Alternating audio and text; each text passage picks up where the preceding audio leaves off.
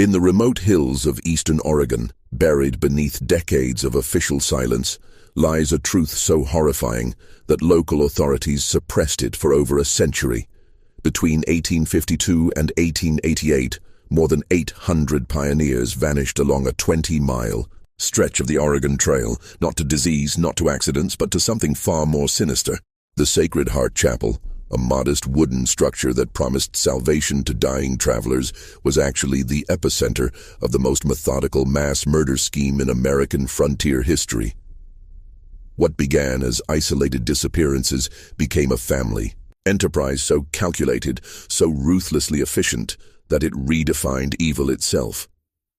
The Grayson family didn't just kill for money, they perfected it into an art form, keeping meticulous records of every life they took, every family they destroyed, every dream they buried in shallow graves. Before we descend into the darkness that consumed the Grayson family and their victims, I need to ask something of you. This channel isn't for everyone, only for those brave enough to confront the most disturbing truths hidden in America's past. If you're one of the few who can handle these dark revelations, subscribe now and leave a comment telling me what state you're listening from. Your support helps us uncover the stories that others dare not tell. Now let's journey back to 1852, when the Oregon Trail promised hope but delivered horror. The Oregon Trail stretched like a lifeline across the American frontier, carrying dreams westward through 2,000 miles of unforgiving wilderness. For the thousands of families who sold everything they owned for a chance at a new life, each mile represented both hope and peril. Disease, starvation, and natural disasters claimed countless lives. But in the rolling hills of eastern Oregon, death wore a different face, one that smiled with Christian compassion while calculating the value of a family's possessions, the eye. Year 1852 marked the peak of Oregon Trail migration, with over 50,000 people making the treacherous journey west. By the time most wagon trains reached the Blue Mountains of Oregon, they had already traveled nearly 1,800 miles. Families were exhausted, supplies were running low, and the weakest members were often succumbing to trail fever, dysentery, and other ailments that turned dreams of prosperity into desperate struggles for survival. It was in this landscape of vulnerability that Father Mordecai Grayson established the Sacred Heart Chapel in 1851. The weathered wooden structure sat perched on a hill overlooking a natural stopping point along the trail, a place where weary travelers often paused to rest their oxen and bury their dead. To passing pioneers, the chapel represented divine providence, a beacon of hope in the wilderness where they could seek spiritual comfort and, if needed, proper Christian burial for their loved ones. Father Mordecai, a tall, gaunt man in his 40s, with penetrating gray eyes and a voice that commanded respect, had arrived in Oregon territory claiming to be a traveling missionary. He spoke eloquently about his calling to serve the spiritual needs of westward-bound families, and his knowledge of Scripture seemed genuine enough to convince even the most skeptical travelers. Beside him stood his devoted wife, who took the name Sister Constance, a woman whose gentle manner and apparent medical knowledge made her invaluable to families struggling with sick children and dying relatives. Brother Ezekiel, Mordecai's younger sibling, completed the trio that would become synonymous with both salvation and damnation. Where Mordecai possessed the commanding presence of a natural leader, Ezekiel was the practical one, skilled with his hands, knowledgeable about livestock, and always ready to help struggling families repair their wagons or tend to their animals. Together, the three created an image of Christian charity that drew desperate families like moths to a flame. The chapel itself was modest but well-maintained, built from local timber with a small cemetery adjacent to the main building. Inside, rough-hewn pews faced a simple altar, adorned with a wooden cross that Mordecai claimed to have carved himself. The building's most distinctive feature was its unusually large basement, which the Graysons explained as necessary storage for supplies they kept on hand to help destitute travelers. The surrounding community was sparse, a few scattered homesteads, and a small trading post about 15 miles to the east.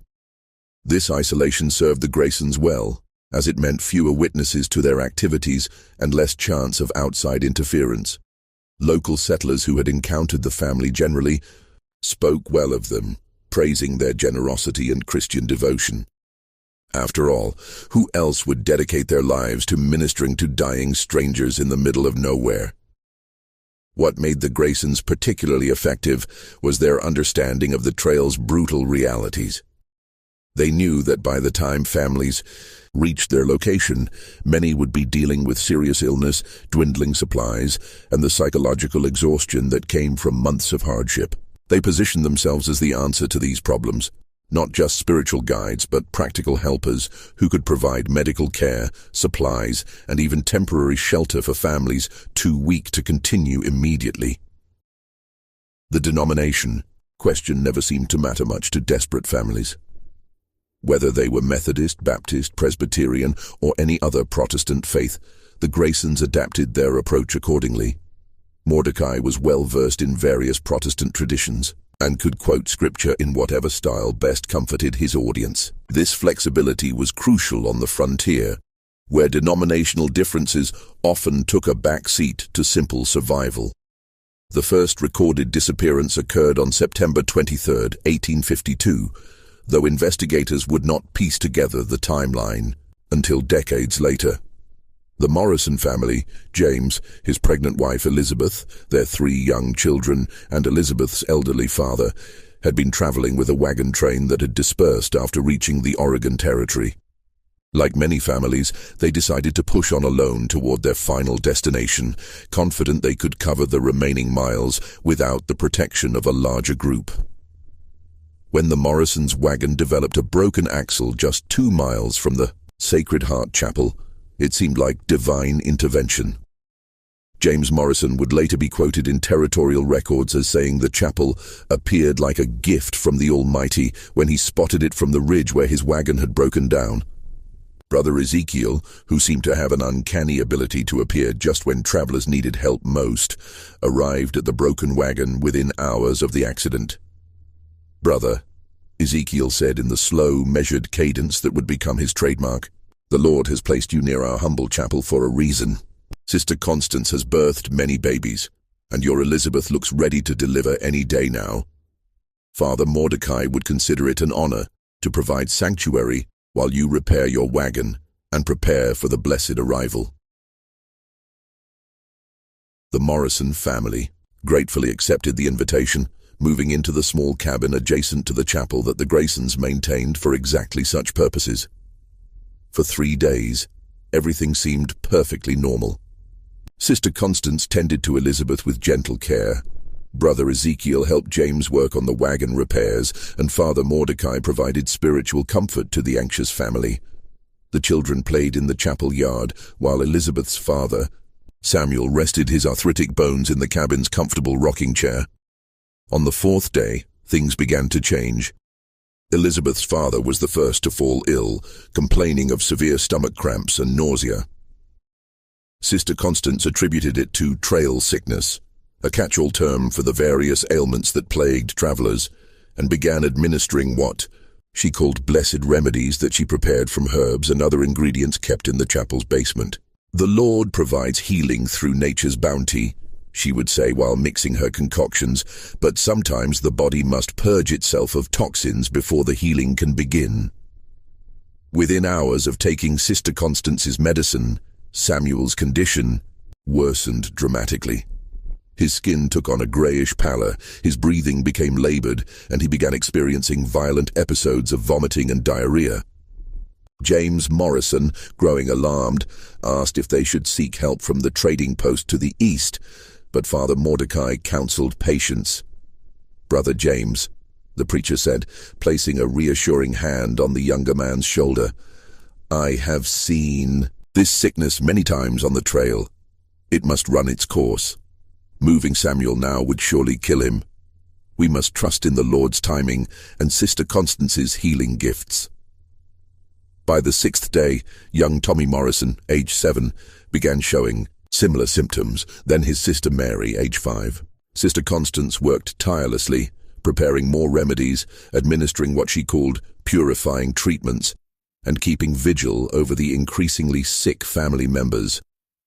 To James and Elizabeth, still healthy but exhausted from caring for their loved ones, the woman seemed like a saint sent by God to help them through their trial. The truth was far more sinister. The blessed remedies that Sister Constance administered with such apparent devotion contained carefully measured doses of arsenic, which the Graysons had discovered could be obtained from local mining operations under the pretense of pest control. The symptoms, the stomach cramps, nausea, skin discoloration, and eventual organ failure, perfectly mimicked those of various trail diseases, making the murders virtually undetectable to grieving family members who had already witnessed so much death and suffering during their journey west. Samuel Morrison died on the 7th day, followed by Tommy on the 9th and Mary on the 11th. Each death was accompanied by elaborate Christian rituals performed by Father Mordecai, who spoke movingly about the deceased joining their Heavenly Father and finding peace after their earthly suffering. The remaining family members, devastated by grief but grateful for the Graysons' spiritual support, never questioned the rapid succession of deaths. After all, entire families had been known to succumb to disease on the trail. What they didn't know was that each night, after the grieving survivors had exhausted themselves with weeping and prayer, Brother Ezekiel would systematically search through the family's possessions, making detailed inventories of everything of value. The Morrisons had been relatively prosperous back in Missouri, and their wagon contained fine furniture, quality tools, family heirlooms, and a substantial amount of gold coins that James had sewn into hidden pockets of his clothing. On the 12th day, James Morrison himself began experiencing the telltale symptoms. Elizabeth, now in the early stages of labor and terrified that she would lose her husband as well as her children and father, begged Sister Constance to do everything possible to save him. The woman's response would later be remembered as particularly chilling by those who eventually uncovered the truth.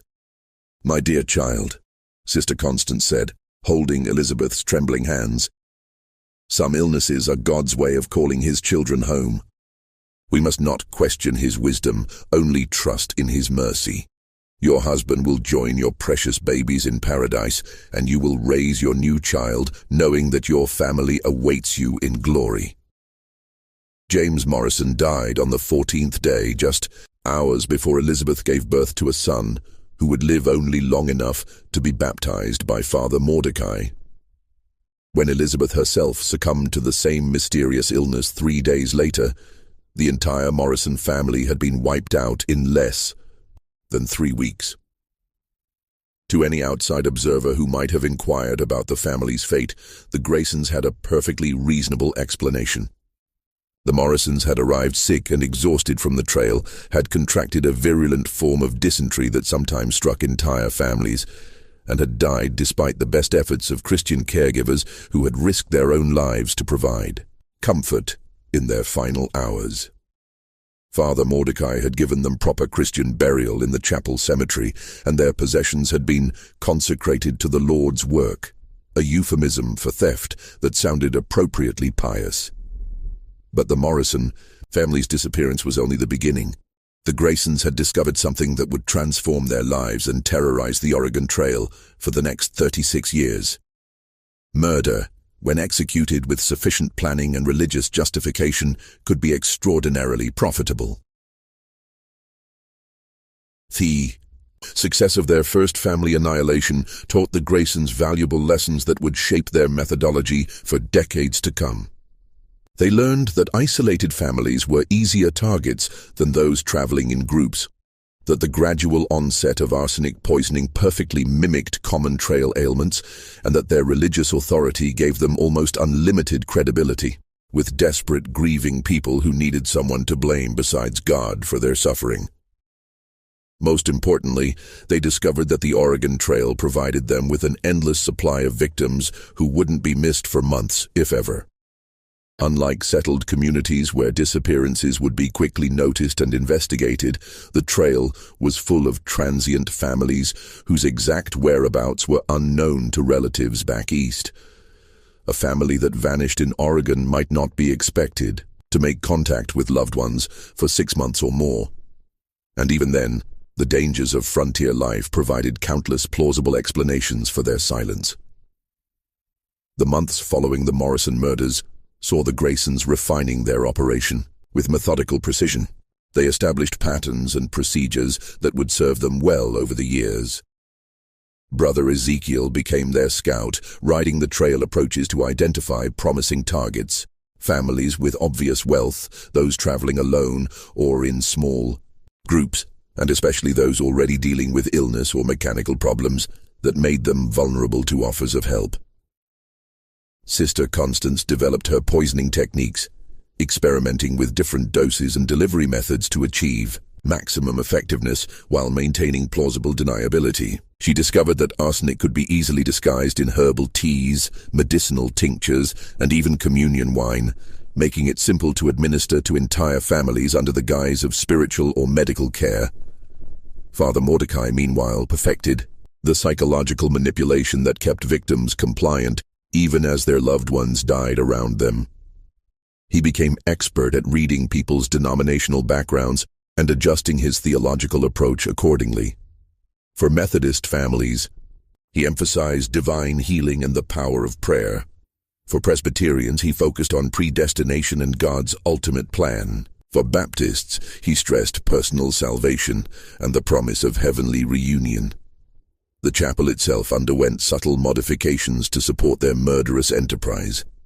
The basement was expanded and divided into sections, one area for storing victims' possessions, another for preparing arsenic solutions, and a third that served as a temporary morgue where bodies could be kept while the Graysons decided on disposal methods. They also dug a series of unmarked graves in a grove of trees behind the chapel, locations that would eventually hold the remains of hundreds of their victims. The winter of 1852-1853 provided the Graysons with valuable time to plan and prepare for the next year's killing season. They used the months when the trail was largely empty to sort through the Morrison family's possessions, deciding what to keep, what to sell, and what to hide.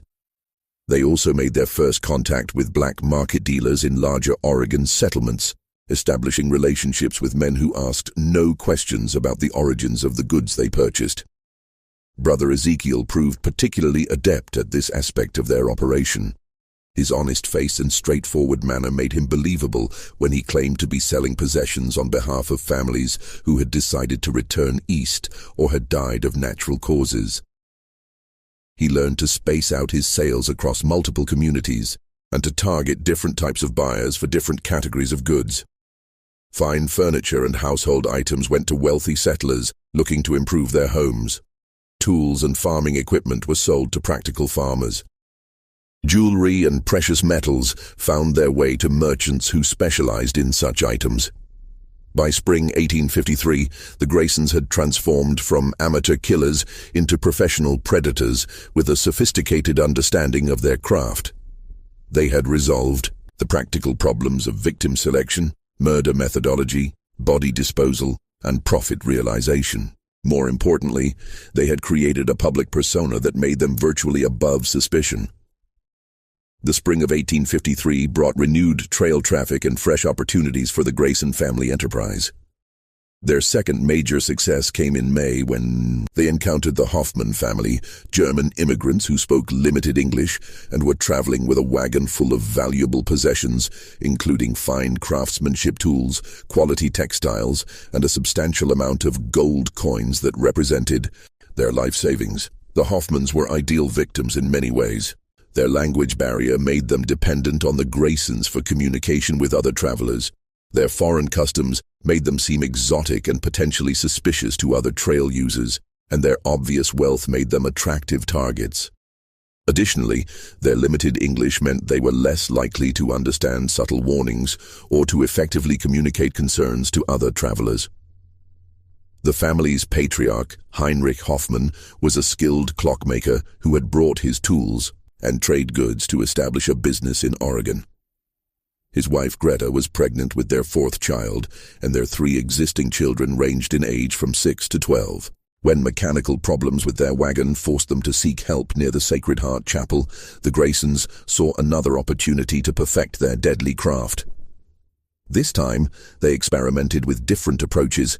Instead of waiting for the family to develop natural illness, Sister Constance began administering small doses of arsenic almost immediately, disguised as preventive medicine to ward off trail diseases. She convinced the family that the blessed protection she offered would keep them healthy during their recovery period. "Mein Gott," Heinrich said in his broken English when Sister Constance first offered her medicine. "You are so kind to strangers. God will bless you for helping us." "God has already blessed us," Sister Constance replied with practiced sincerity, "by giving us the opportunity to serve His children in their time of need." The Hoffman family's murder took nearly a month to complete, but the extended timeline allowed the Graysons to thoroughly inventory their possessions and establish detailed plans for disposing of the valuable clockmaking tools and trade goods. It also gave them time to study the family's routines and relationships, knowledge that would prove valuable in their future operations.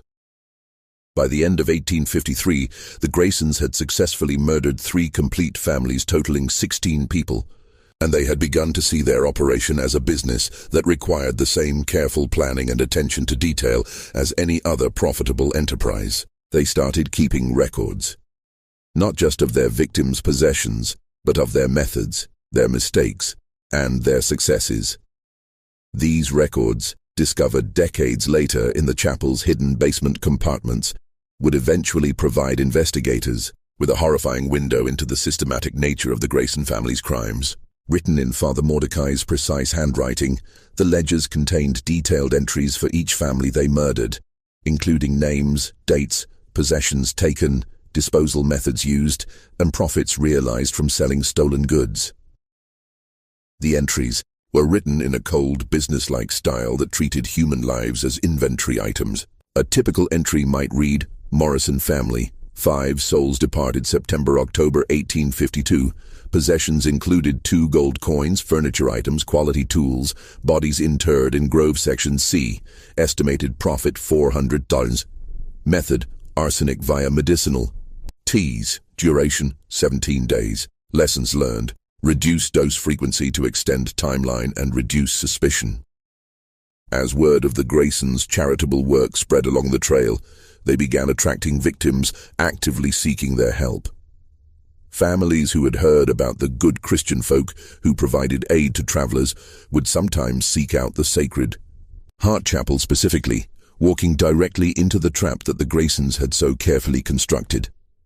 The Graysons' methodical approach to mass murder evolved significantly during their second year of operation. They had learned from their early experiences that success required not just effective killing techniques, but also sophisticated systems for managing every aspect of their deadly enterprise. Father Mordecai, with his analytical mind and leadership skills, began treating their operation like a business that happened to involve murder rather than a series of random killings. The summer of 1854 marked a turning point in their methodology when they encountered the Weatherby family from Tennessee. Charles Weatherby was a former Confederate officer who had decided to seek his fortune in Oregon rather than rebuild his war-torn plantation. He traveled with his wife, Margaret, their twin daughters, Sarah and Susan, aged 15, and Margaret's younger brother, David, a skilled blacksmith who had brought his complete set of professional tools. What made the Weatherby case significant was not just their wealth, though Charles had converted most of his remaining assets into gold coins and jewelry that he kept hidden in a specially constructed compartment in his wagon, but their intelligence and natural suspicion. Charles had been a military officer, trained to notice details and assess threats.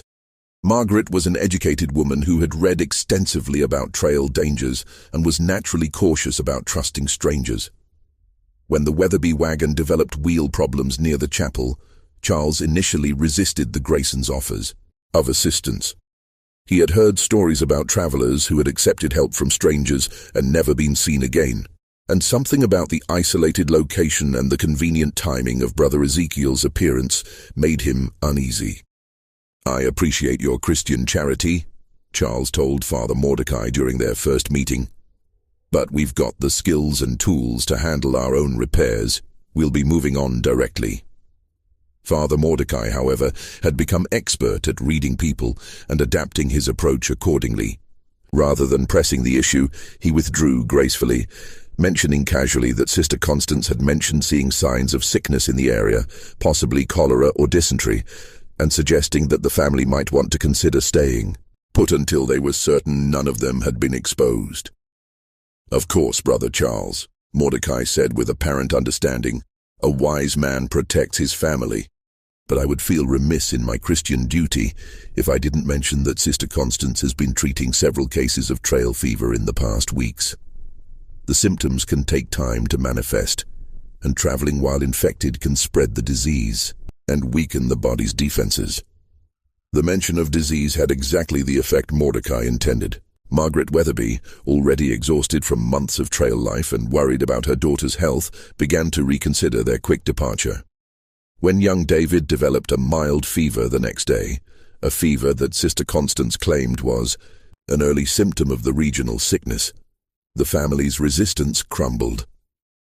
"Perhaps," Margaret suggested to her husband, "we should accept their offer of shelter, just until we're certain David isn't seriously ill."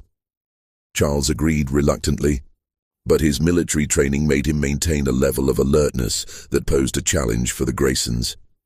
Unlike their previous victims, who had been desperate and grateful, Charles watched everything with calculating eyes and asked pointed questions about the family's background and the fate of other travelers who had sought their help.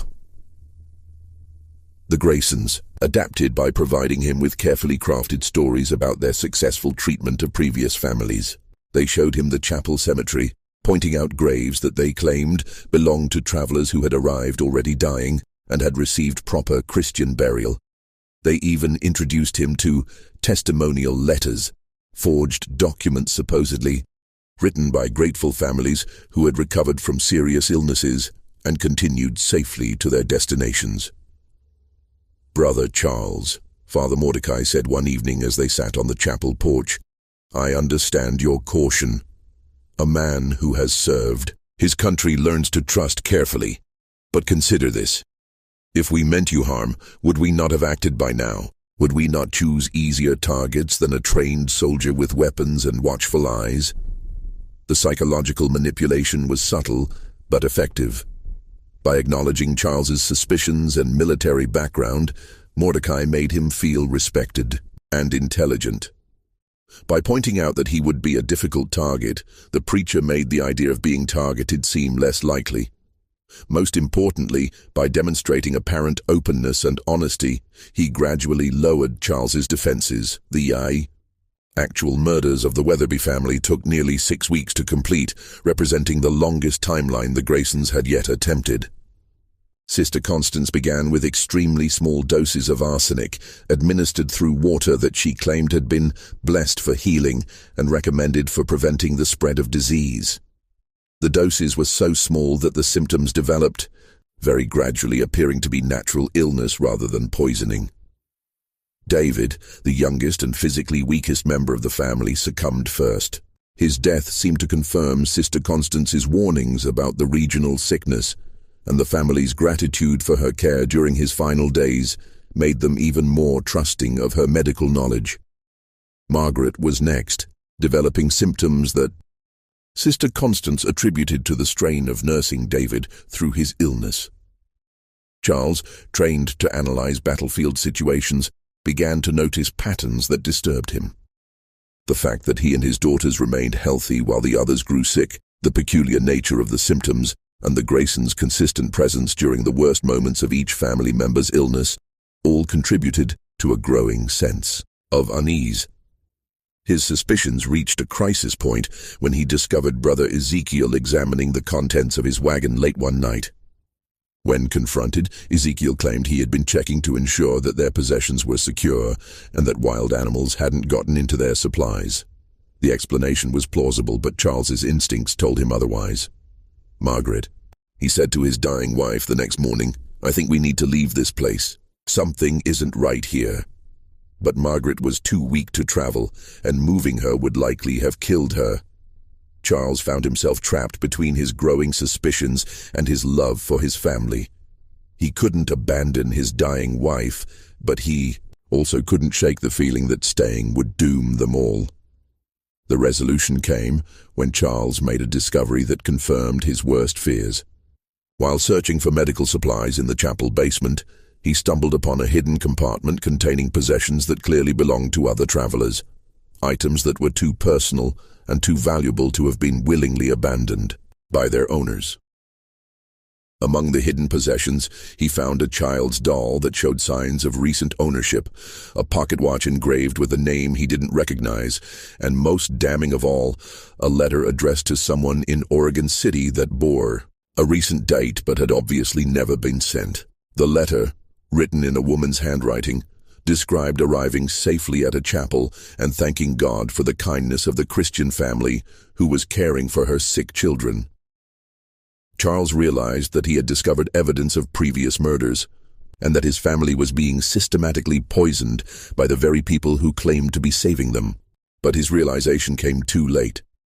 Margaret died that night, and he awoke the next morning feeling the familiar symptoms that had preceded each family member's death. What Charles didn't know was that the Graysons had been watching him carefully, had noticed his growing suspicions, and had decided to accelerate his poisoning before he could act on his concerns. Father Mordecai had slipped a massive dose of arsenic into Charles's evening meal, ensuring that the former soldier would be too weak to pose a threat. As Charles lay dying, his twin daughters at his bedside, he made a desperate attempt to warn them about the Graysons' true nature. But his words were dismissed as the ramblings of a fevered mind, and the girls continued to trust the people who were slowly murdering them. The Weatherby case taught the Graysons several important lessons. First, that intelligent, suspicious victims required more sophisticated manipulation techniques. Second, that extending the murder timeline, while riskier, actually made their crimes more believable and profitable. Third, that they needed better methods for detecting and managing victims who became suspicious of their activities. Most importantly, the case demonstrated that even trained, intelligent people could be successfully deceived and murdered if the right psychological techniques were applied with sufficient patience and skill. This realization gave the Graysons confidence to target increasingly wealthy and prominent families, knowing that their methods could overcome even the most careful and suspicious travelers. The discovery of evidence from previous murders in the chapel basement also led to improvements in their evidence disposal procedures. They began burning personal items that could identify victims, melting down jewelry and precious metals to eliminate identifying marks, and creating more sophisticated hiding places for possessions that they intended to keep or sell later. By the end of 1854, the Graysons had murdered 23 people in 7 families, and their operation had become a sophisticated criminal enterprise that generated substantial profits while maintaining complete secrecy. They had also begun to see themselves not as criminals, but as instruments of divine will who were rewarded for their service by being allowed to prosper from their victims' possessions. The year 1855 marked a crucial turning point in the Graysons' murderous career when they encountered their first major challenge: the survival of the intended victim who had witnessed enough to expose their entire operation. The incident began, routinely enough, with the arrival of the Patterson family from Ohio, but it would end with the Graysons facing the terrifying possibility of discovery and the need to make desperate choices about their future. Thomas Patterson was a successful merchant who had liquidated his Ohio business to pursue opportunities in Oregon's growing economy. He traveled with his wife Emily, their 4 children aged 8 to 16, and Emily's sister Catherine, an unmarried woman in her 30s who served as the family's teacher and caregiver. What made the Patterson family particularly attractive to the Graysons was not just their obvious wealth. Thomas had converted his business assets into easily transportable gold and banknotes, but also their apparent respectability and the likelihood that their disappearance would eventually be noticed by business associates in both Ohio and Oregon. The family's wagon train had dispersed near the Blue Mountains, and they were traveling alone when they encountered Brother Ezekiel, approximately 5 miles from the Sacred Heart Chapel. Their wagon had not broken down, and none of the family members were obviously ill, but Ezekiel had learned to create opportunities rather than simply wait for them to occur. "Good afternoon, brother," Ezekiel called out as he approached the Patterson wagon. "I couldn't help but notice your fine team of oxen. That's quality livestock right there. You folks wouldn't happen to be interested in trading for some fresh supplies, would you? We keep a good stock at the chapel just ahead." Thomas Patterson was a shrewd businessman who had learned to evaluate offers carefully before making decisions. He was interested in the possibility of obtaining fresh supplies, but something about Ezekiel's manner, perhaps too friendly, too eager, made him cautious. "We appreciate the offer," Thomas replied, "but we're well supplied for the remainder of our journey. We'll be moving on directly." Ezekiel, however, had prepared for this response. Of course. But I wonder if I might mention something that could save your family considerable trouble. Sister Constance, that's our medical woman. She's been treating several cases of mountain fever in recent weeks. Nasty business, that. Takes hold gradually, and by the time folks realize they're sick, they're too weak to travel safely. The mention of disease had its intended effect on Emily Patterson, who immediately began worrying about her children's health. "Mountain fever?" she asked. "We haven't heard anything about disease in the area." "Well, ma'am," Ezekiel said with practiced concern, "it's not something folks like to talk about. Bad for business, if you know what I mean. But Sister Constance, she's got remedies that can prevent it if administered before the symptoms appear. Might be worth your while to stop by the chapel, just to have your family examined." Thomas remained skeptical, but Emily's maternal instincts had been activated. The idea that her children might be exposed to a dangerous disease without her knowledge was terrifying, and the possibility of prevention was too valuable to ignore. "Thomas," she said quietly, "perhaps we should at least speak with this medical woman. If there's disease in the area, shouldn't we take precautions?" Reluctantly, Thomas agreed to visit the chapel, telling himself that they would simply get information about the supposed disease and then continue their journey. He had no way of knowing that this decision would lead to the most harrowing experience of his life and the near destruction of his entire family. The Graysons received the Patterson family with their usual combination of Christian warmth and subtle manipulation. Father Mordecai impressed Thomas with his knowledge of business and his apparent familiarity with commercial conditions in Oregon. Sister Constance charmed Emily with her gentle manner and her obvious affection for children. Brother Ezekiel entertained the Patterson children with stories of frontier life and demonstrations of his various practical skills. Within hours of their arrival, the family had agreed to spend the night at the chapel to allow Sister Constance to examine everyone for signs of mountain fever. The examination revealed, predictably, that several family members showed early symptoms that required immediate treatment with Sister Constance's preventive remedies. Catherine Patterson, Emily's sister, was the first to receive treatment. As an unmarried woman with no children of her own, she had devoted her life to caring for her sister's family and was particularly concerned about the children's health. She eagerly accepted Sister Constance's medicine and encouraged the others to do the same. But Catherine was also the most observant member of the family, and she possessed a naturally analytical mind that made her notice details that others might miss. On the second night of their stay, she observed Brother Ezekiel making what appeared to be a careful inventory of their wagon's contents. When she mentioned this to Sister Constance, the older woman dismissed it as routine concern for their security. "Brother Ezekiel checks all our guests' possessions," Sister Constance explained. "We've had problems with theft in the past, and we want to ensure that nothing goes missing while families are under our care." The explanation seemed reasonable. But Catherine continued to notice small details that troubled her. The way Father Mordecai's eyes lingered on Thomas's gold watch. The fact that Sister Constance always prepared her medicines in private, never allowing anyone to observe the process. The peculiar coincidence that every family member who received treatment seemed to develop symptoms that required additional treatment. Catherine's suspicions reached a critical point on the fourth day, when she discovered Sister Constance adding a white powder to the medicine intended for young Timothy Patterson, the family's youngest child. When Catherine asked about the powder, Sister Constance claimed it was blessed salt that enhanced the healing properties of the herbs. But Catherine had grown up in Ohio, where her father had been a pharmacist, and she recognized the crystalline appearance of the powder as inconsistent with ordinary salt. More importantly, she noticed that Sister Constance became nervous and defensive when questioned about her methods, quite different from the serene confidence she usually displayed. That evening, Catherine made a decision that would save her life and the lives of her surviving family members. Instead of taking her prescribed medicine, she pretended to drink it while actually spitting it into a handkerchief. She also managed to convince young Timothy to do the same, telling him it was a game they could play together. The results were dramatic and terrifying.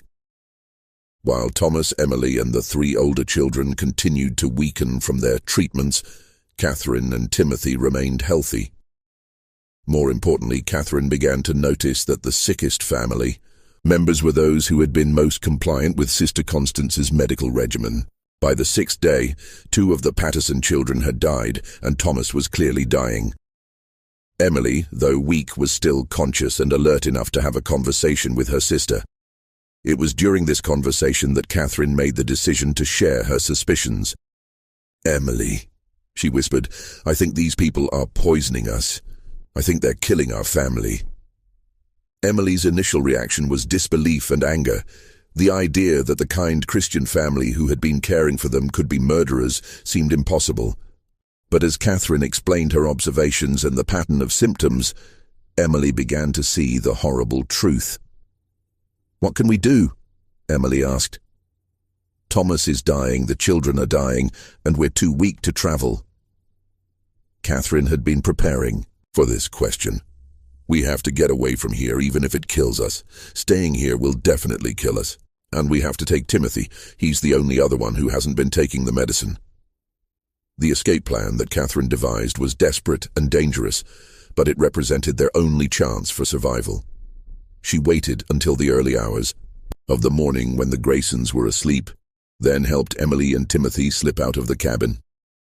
Thomas was too weak to move, and the older children were unconscious, but Catherine made the agonizing decision to leave them behind rather than risk the lives of those who might still be saved. The 3 survivors made their way to the family wagon, where Catherine had hidden some of their gold and essential supplies. But as they were preparing to leave, they heard footsteps approaching from the chapel. Father Mordecai, apparently alerted by some sound, was coming to investigate. "Quick," Catherine whispered. "Hide in the wagon bed under the canvas. Don't make a sound no matter what happens." Father Mordecai found Catherine standing beside the wagon, and his reaction confirmed her worst fears. Instead of showing concern for a family member who might be sleepwalking or confused by illness, his expression was cold and calculating. "Sister Catherine," he said quietly, "you should be resting.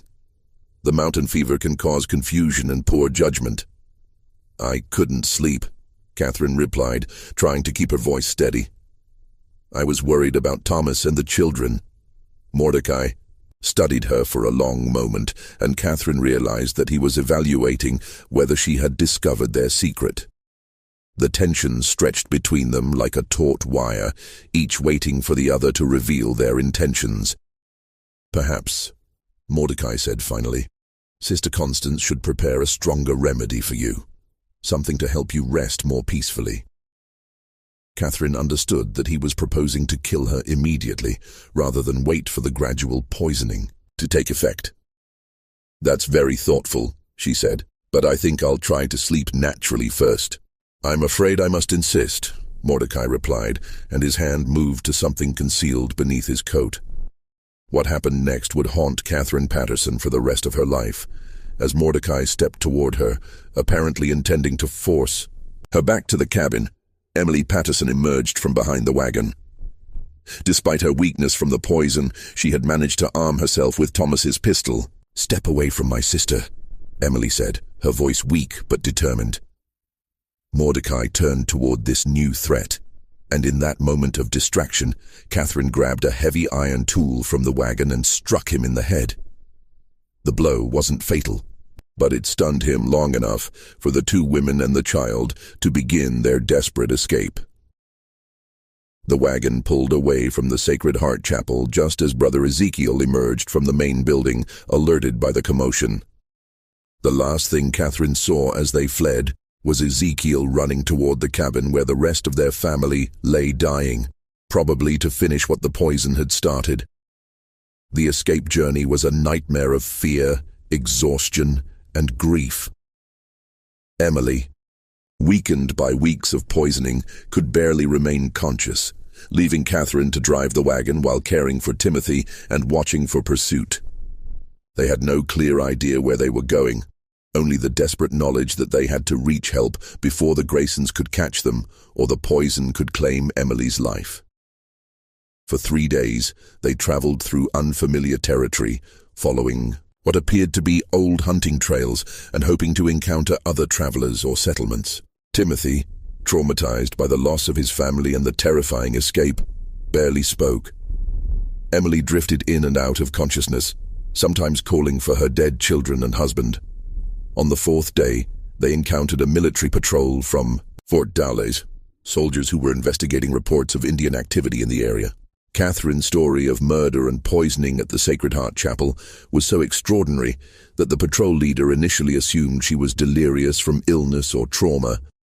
But Catherine had brought evidence with her, a vial of Sister Constance's medicine that she had saved, samples of the white powder she had seen being added to the treatments, and several items from their wagon that she had observed Brother Ezekiel examining suspiciously. Most importantly, she had Emily as a witness. And although Emily was barely coherent, her symptoms were consistent with arsenic poisoning. The military investigation that followed would expose the true scope of the Graysons' crimes, but it would also reveal that the 3 family members had escaped just in time. When soldiers arrived at the Sacred Heart Chapel, they found Thomas Patterson and his 3 older children dead, their bodies showing clear signs of arsenic poisoning. The Graysons themselves had vanished, taking with them most of the stolen possessions that had been hidden in the chapel basement.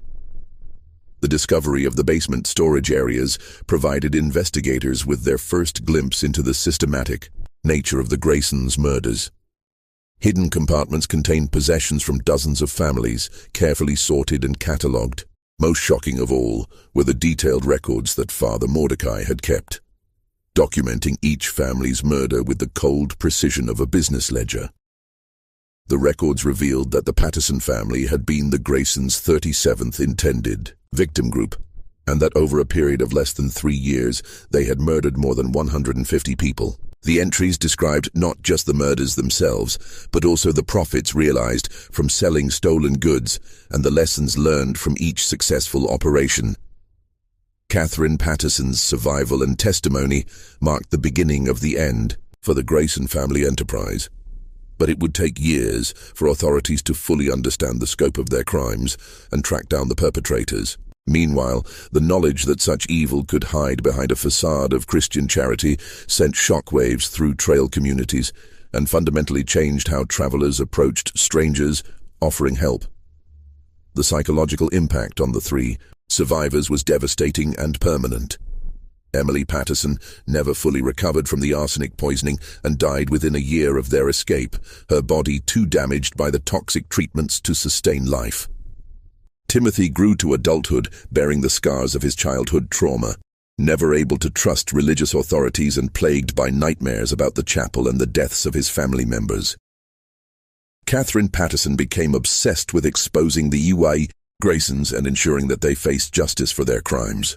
She provided testimony to military investigators, territorial authorities, and eventually federal marshals, becoming the primary witness whose survival made prosecution possible. Her detailed recollections of the family's methodology and the contents of their secret records would prove crucial in understanding the full extent of their criminal enterprise. But the Graysons had not been idle during their escape from the Sacred Heart Chapel. With years of experience in covering their tracks and substantial financial resources accumulated from their victims, they had prepared for the possibility of discovery and had developed contingency plans for continuing their operations in new locations.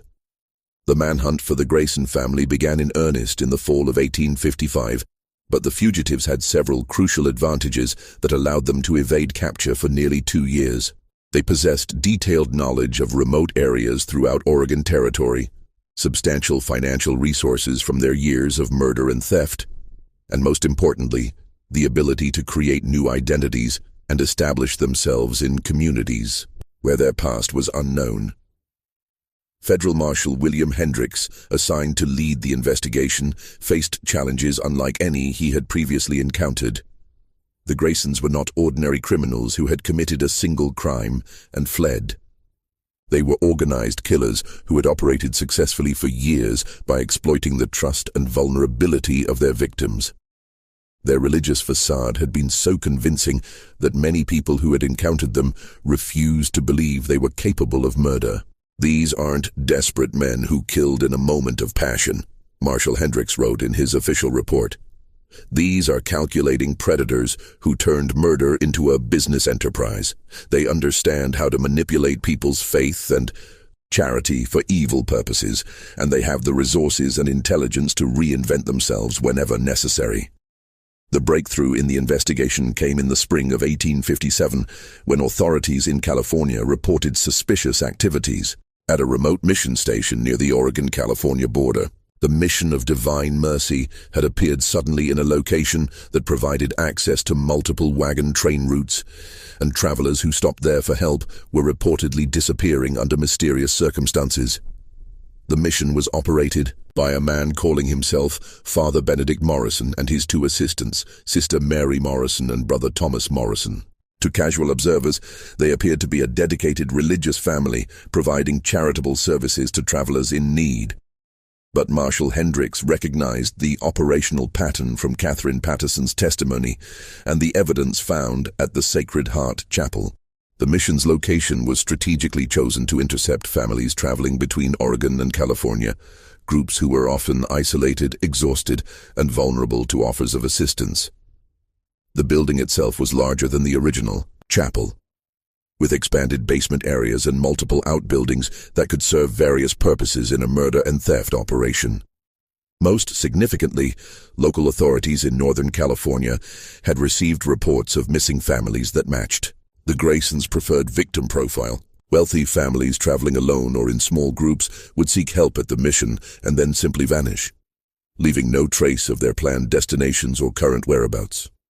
Marshal Hendricks assembled a team of federal agents and military personnel to investigate the mission, but he was determined not to repeat the mistake that had allowed the Graysons to escape from the Sacred Heart Chapel. This time, the approach would be carefully planned and executed to prevent the suspects from fleeing or destroying evidence. The investigation team spent several weeks conducting surveillance of the mission from concealed positions in the surrounding hills. What they observed confirmed their worst suspicions. The Morrison family was indeed the Graysons, and they had not only resumed their murderous activities, but had refined their methods based on their previous experience. During the surveillance period, agents witnessed the arrival of the Henderson family from Missouri, a prosperous farming family with 4 children who were traveling to California to establish a new homestead. The family's wagon was loaded with farming equipment, household goods, and what appeared to be substantial financial resources. The Graysons' approach to the Henderson family followed their established pattern with disturbing precision.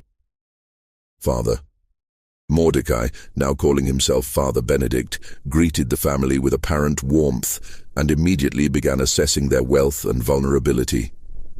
Sister Constance, using the name Sister Mary, quickly identified which family members might be most susceptible to her medical treatments. Brother Ezekiel, now Brother Thomas, began evaluating their possessions and transportation. But the surveillance team also observed new elements in the Graysons' operation that demonstrated how their methods had evolved. They had recruited several accomplices, local men who posed as legitimate traders and scouts, but who actually served as lookouts and assistants in the murder process. They had also developed more sophisticated techniques for disposing of bodies and concealing evidence.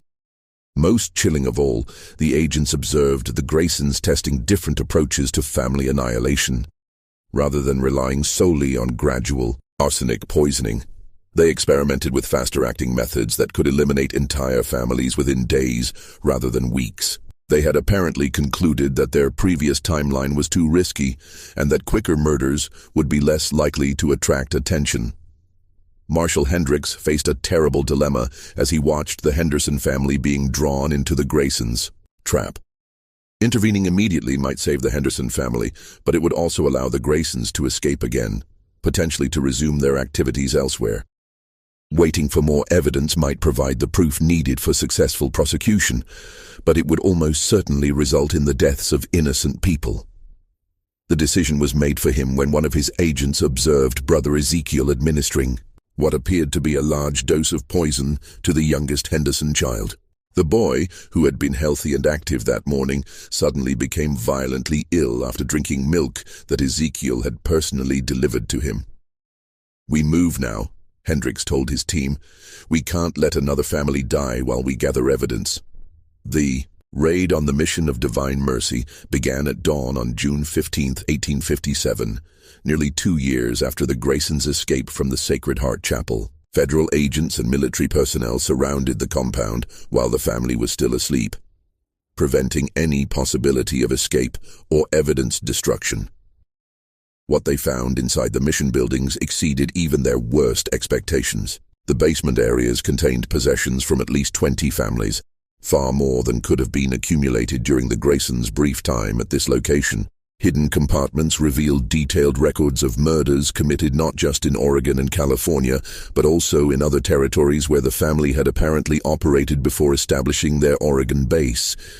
The records painted a picture of criminal enterprise that spanned more than a decade and multiple states. The Graysons had been murdering travelers and stealing their possessions since at least 1845, moving from location to location as circumstances required, and leaving behind a trail of death that investigators were only beginning to understand. Father Mordecai's journals contained entries that revealed the psychological evolution of the family's criminal activities.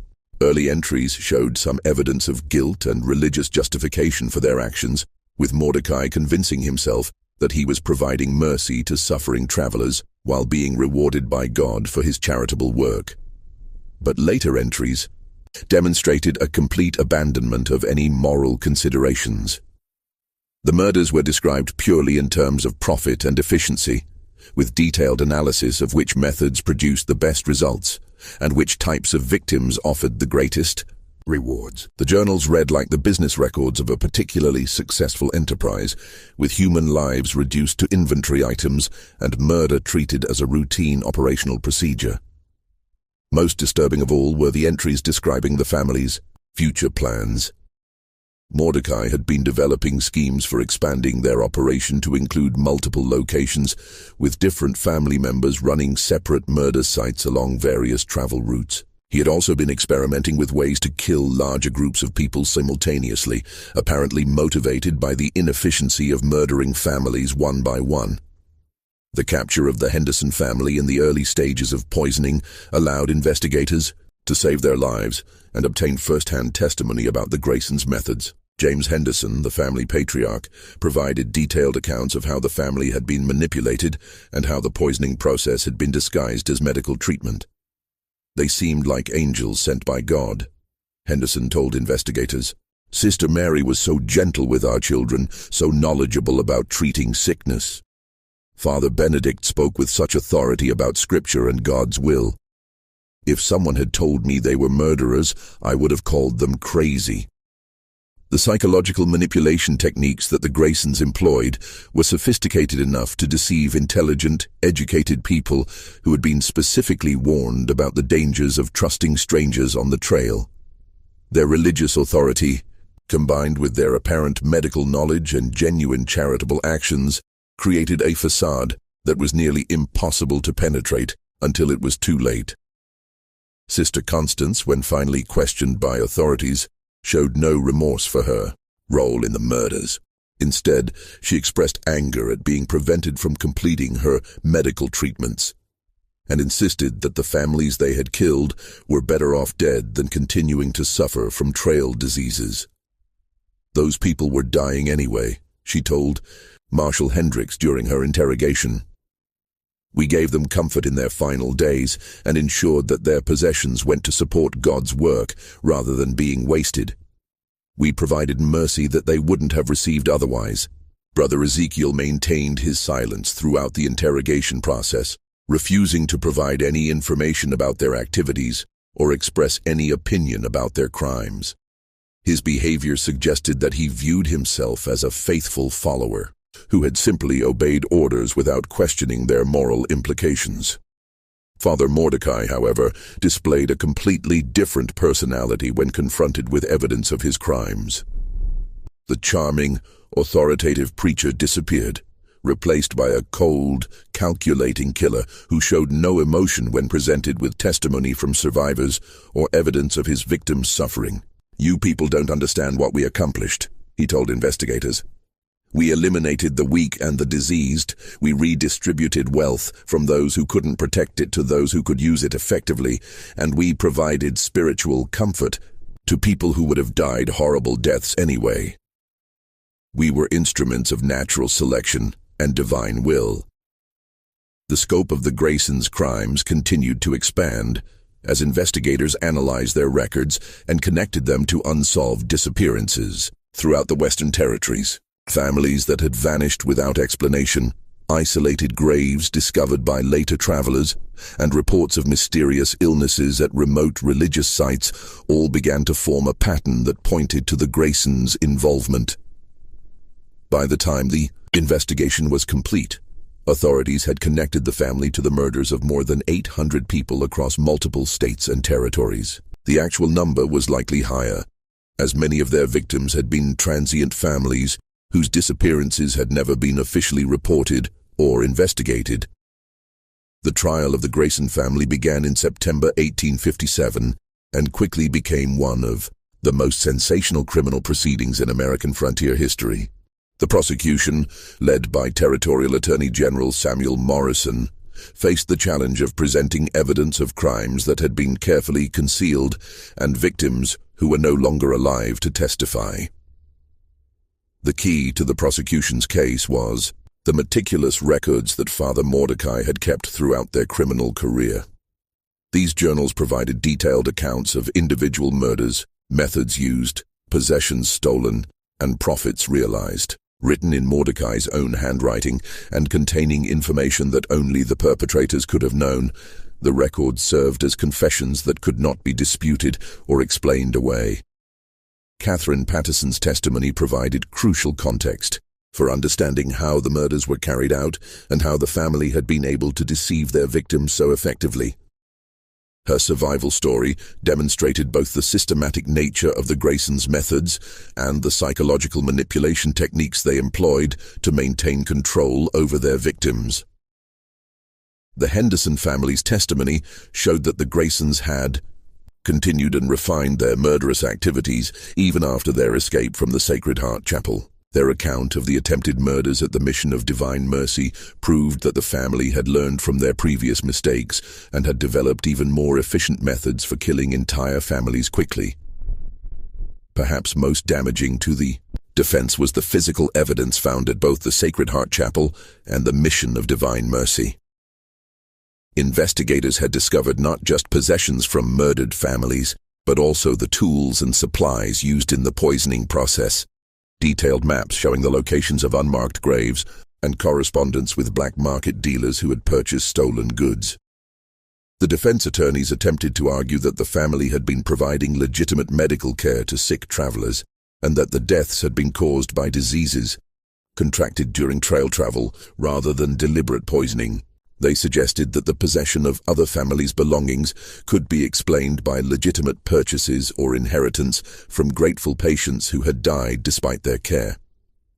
But the prosecution was able to demonstrate that the patterns of death at locations operated by the Graysons were statistically impossible unless deliberate murder was involved. Expert medical testimony confirmed that the symptoms described by survivors were consistent with arsenic poisoning rather than natural trail diseases. Most importantly, the family's own records clearly described their activities as murder committed for profit rather than medical treatment provided for charitable purposes. The trial lasted 6 weeks and attracted national attention as newspapers across the country reported on the systematic murder of trail families by people posing as Christian missionaries. The case highlighted the vulnerability of westward migrants and the ease with which predators could exploit the trust and desperation of families seeking help in isolated areas. Father Mordecai Grayson was convicted on charges of multiple murder and sentenced to death by hanging. Sister Constance Grayson was also convicted of murder and sentenced to life imprisonment, making her one of the first women in American frontier history to receive such a severe sentence for criminal activity. Brother Ezekiel Grayson was convicted as an accessory to murder and sentenced to 20 years in territorial prison. The executions and imprisonment of the Grayson family marked the end of one of the most horrific criminal enterprises in American frontier history. But the impact of their crimes extended far beyond the immediate victims and their families. The case fundamentally changed how travelers approached offers of help from strangers and led to increased military patrols along major travel routes. Religious communities throughout the frontier territories were forced to confront the reality that their faith and charitable instincts could be exploited by predators who understood how to manipulate Christian charity for evil purposes. Many legitimate missionaries and religious workers found that their efforts to help travelers were met with suspicion and fear as people struggled to distinguish between genuine charitable work and potential criminal activity. The Graysons' crimes also exposed significant weaknesses in frontier law enforcement and communication systems. The family had been able to operate for more than a decade without detection, partly because there was no effective way for authorities in different territories to share information about suspicious activities or missing persons. The case led to improvements in inter-territorial communication and the establishment of more systematic approaches to investigating missing persons reports. Catherine Patterson, the survivor whose testimony had been crucial to the prosecution, never fully recovered from her traumatic experience with the Grayson family. She spent the remainder of her life advocating for improved protection of travelers and working with law enforcement agencies to identify and investigate suspicious activities at remote religious sites. Her nephew Timothy, the young boy who had survived the family's attempted murder, grew to adulthood bearing psychological scars that affected his entire life. He never married, never had children of his own, and spent his adult years working as a frontier guide, helping other families avoid the dangers that had destroyed his own family. The physical locations where the Graysons had operated were abandoned and eventually destroyed by local communities that wanted to eliminate all traces of the horrible crimes that had been committed there. The Sacred Heart Chapel was burned to the ground in 1858, and the Mission of Divine Mercy was dismantled and its materials used for other construction projects. But the psychological impact of the Graysons' crimes lingered for generations. Families throughout the Western Territories told stories about the false missionaries who had murdered hundreds of innocent people, using these tales as warnings about the dangers of trusting strangers who offered help on isolated trails. The case also raised disturbing questions about the nature of evil and the capacity for ordinary people to commit extraordinary crimes. Father Mordecai, Sister Constance, and Brother Ezekiel had not been obviously deranged or visibly dangerous individuals. They had been intelligent, articulate people who had successfully posed as charitable Christians for more than a decade. Their ability to maintain their facade while systematically murdering innocent families challenged fundamental assumptions about human nature and the reliability of religious authority. The case demonstrated that evil could be methodical, organized, and sustained over long periods by people who appeared to be pillars of their communities. Perhaps most disturbing of all was the realization that the Graysons had genuinely believed that their actions were justified and had convinced themselves that they were performing a service by eliminating weak and diseased travelers while redistributing their possessions to more deserving recipients. Their self-righteousness and lack of remorse suggested a form of moral corruption that was far more dangerous than simple greed or desperation. The legacy of the Grayson family murders serves as a reminder that the American frontier was shaped not just by the courage and determination of honest pioneers, but also by the predators who sought to exploit their vulnerability and trust. The 800 people who died at the hands of the false missionaries represent a dark chapter in the story of westward expansion, a chapter that reveals the full range of human capacity for both good and evil. Their story stands as a testament to the importance of vigilance, the dangers of blind trust, and the terrible price that innocent people can pay when evil disguises itself as righteousness.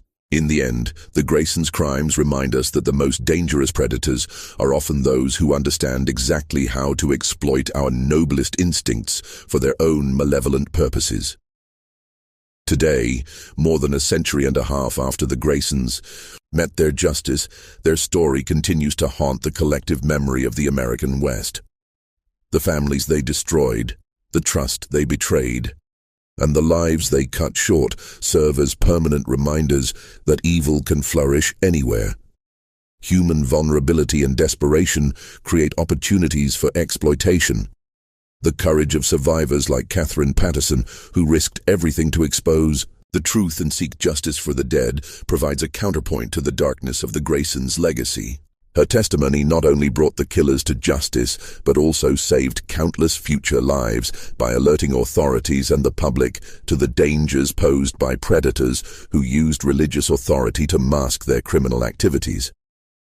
In remembering the Grayson family's crimes, we honor not just the victims who died, but also the survivors who found the strength to fight back against evil and ensure that justice was finally served. Their story reminds us that even in humanity's darkest moments, there are always those who will stand up for truth and refuse to let evil triumph unchallenged.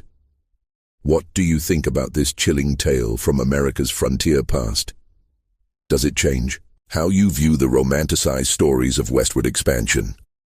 The Grayson family's systematic exploitation of Christian charity reveals the darkest aspects of human nature and the terrible price of misplaced trust.